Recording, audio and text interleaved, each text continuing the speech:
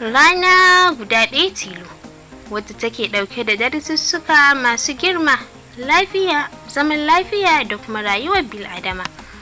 Wannan ita ce ɗaya ga watan Afrilu. Assalamu alaikum wa rahmatullahi wa barakatuh. Salma Magaji Hudu nake sake kasancewa da ku ta cikin wani sabon shirinmu mai suna a rana irin ta yau, inda muke duba muhimman abubuwan da suka faru a irin wannan ranar a faɗin duniya.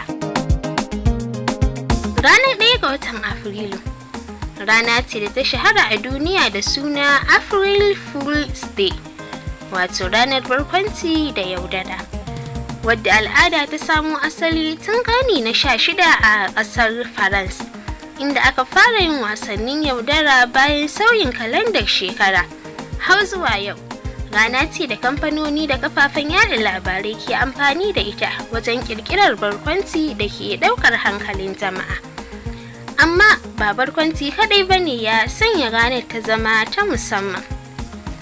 A shekarar 1976 an kafa kamfanin Apple Inc.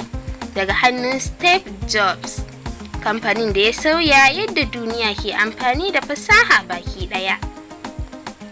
Haka kuma, a shekarar 2004, kamfanin Google ya ƙaddamar da Gmail a irin wannan rana. Da farko mutane da dama sun ɗauka barkwanci ne, amma daga baya ya zama ɗaya daga cikin manyan hanyoyin sadarwa ta email a duniya. A wani bangare mai ban tausayi kuwa, duniya ta taɓa fuskantar babban rashi bayan hatsarin jirgin sama da ya rutsa da shugaban ƙasar Poland, Lech Kaczyński, a kusa da birnin Molins a shekarar 2010. Waɗannan su ne kaɗan daga cikin muhimman abubuwan da suka faru a ranar 1 ga Afrilu. Na gode da kasancewarku tare da ni. Ku ci gaba da kasancewa da mu a Gambiza TV domin samun ingantattun shirye-shirye masu ilmantarwa, faɗakarwa tare da nishaɗantarwa.